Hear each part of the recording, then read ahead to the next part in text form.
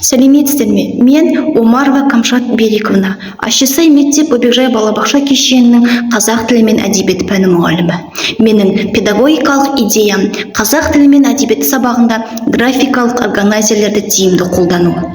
Бүгінгі заманның басты талабы сапалы да саналы білімді ұрпақтар белу. Тәуелсіз елдің болашағы білімді ұрпақтың қолында. Бүгінгі күні оқушыларға сапалы білім беру басты мәселе болып тұрғаны белгілі. Ал балаларға сапалы білім беру үшін мұғалімнің кәсіби біліктілігі жоғары, өз пәнін жетік меңгерген, білім саласындағы жаңашылдықты тез қабылдай алатын, білім қоржыны педагогикалық әдіс-тәсілге бай болу керек.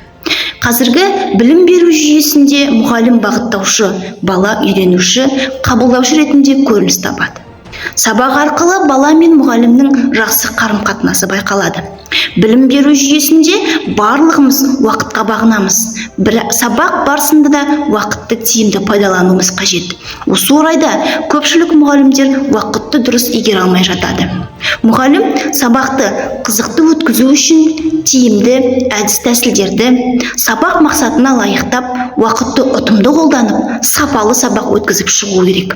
Ал мұндай сабақты өткізудің бірден бір тиімді жолы сабақта графикалық органайзерлерді тиімді қолдану болып табылады. Графикалық органайзерлер дегеніміз бұл қандай да бір түрдегі ақпаратты, қағаздағы немесе компьютер экрандағы ақпаратты есте сақтауға, игеруді, оны түсінуге, талдауға көмектесетін бірден бір жақсы әдіс. Бұл әдіс оқушыларға күрделі ақпаратты түсінікті түрде, схемалық түрде ұсынуға мүмкіндік береді. Графикалық ұйымдастырушыларды мұғалім тағайындай алады, немесе оқушылардың өздері құрастыра алады. Органайзерлердің бейнесі әртүрлі болуы мүмкін. Ол толық жауап берілуі мүмкін, немесе жазылған тақырыпқа сәйкес ақпарат болуы мүмкін. Оқушылар өз жауаптарын тікелей графикалық органайзерге жазады. Мәліметтердің графикалық ұсынылуы мәтінмен жұмыс істеу қабілетін дамытуға ықпал етеді. Өйткені ол негізгі ойды тұжырымдауды, түйінді сөздерді бөлектеуді, мәтінді құрылымдық бөліктерге бөлуді үйренуге мүмкіндік береді. Графикалық органайзерлер уақытты тиімді пайдалануға, тақырыпты көру арқылы, яғни визуалды түсіндіретін көмекші құрал болып табылады. Мұндай әдістердің көптеген түрлері бар. Мен қазақ тілі мен әдебиеті сабағында графикалық органайзерлердің бірнеше түрін қолданамын. Бұл балаларға ой, жаңаша көзқарас, пікір білдіру үшін, визуалды таңбаларды анық айту үшін көмектесті. Мен жиі қолданатын графикалық органайзерлер сабағында кластер әдісі, диаграмманың түрлері, свод талдау, өрмекші торы, тие кестесі және интеллект карта әдістері. Бұл әдістерді мен сабағыма не үшін қолданамын? Мен сабағымда оқу мен оқытуды жеңілдету үшін, балаларға көру арқылы көмек беру үшін. Бұл әдісті сабағымда қолдану арқылы мен бірнеше жағымды тиімділігін байқадым.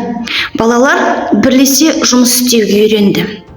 Оқу материалдарын жинақы беру арқылы негізгі өзекті мәселені, ақпаратты балалар түсіне алды. Балалар жаңаша ойлай алатын болды. Сызбалар арқылы сөйлей алды. Және де ұқыптылыққа, жинақылыққа, өз ойын нақты білдіруге себепші болды. Мен осы әдістің ішіндегі сабағымда жиі қолданатын әдіс кластер әдісін мен шығарманың авторларымен, оның өткен көркем шығармалардың ішінде кейіпкерлерді табуда жиі қолданамын. Мұнда оқушылар топпен жұмыс жасап, идеялардағы ойды жүйелеп айтып, көп ақпараттарды көзбен көру арқылы есінде сақтауға тырысады. Тие кестесі әдісі көбінесе қазақ тілі сабағында жиі қолданамын. Себебі бұл әдіс жинақы, нақты ақпаратты жазуға көмектесті.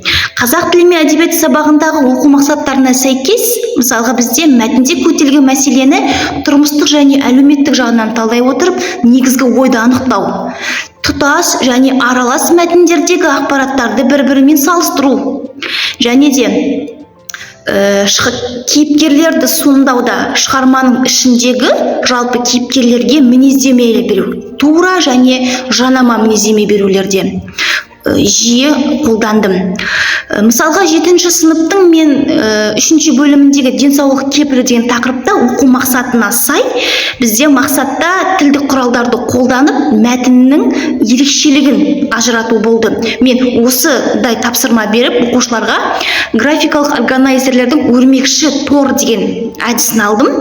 Бұл жерде оқушылар өрмекші торына өздерінің қалауы арқылы мәтін ақпарат жазу үшін тілдік құралдарды орынды қолдана отырып өрмекші торын толтырып шығады. Бұл әдісті сабақта жүргізу арқылы мен балалардың қалай қызықты қатысқанын, ақпараттың нақты жеткізгенін байқадым.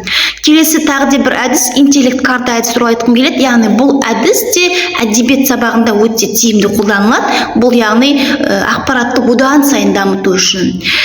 Сөзінің соңында әдістің жақсысы не жаманы, ескісі не жаңасы болмайды. Тек әдістің тиімді және тиімсіз жағы болады. Ал сабақ үстінде келе әрбір мұғалім өзінің сабақ мақсатына лайықтап тапсырманы тиімді әдіс тәсілді қолдана алса, сабақ сапалы да қызықты өтетініне сенімдімін. Сол үшін де қазақ тілі сабағында графикалық органайзерлерді тиімді қолданудың бірден бір тәсіл екенін ұқтым. Және де сабағымда қолдану арқылы әлі де қолданып жатырмын.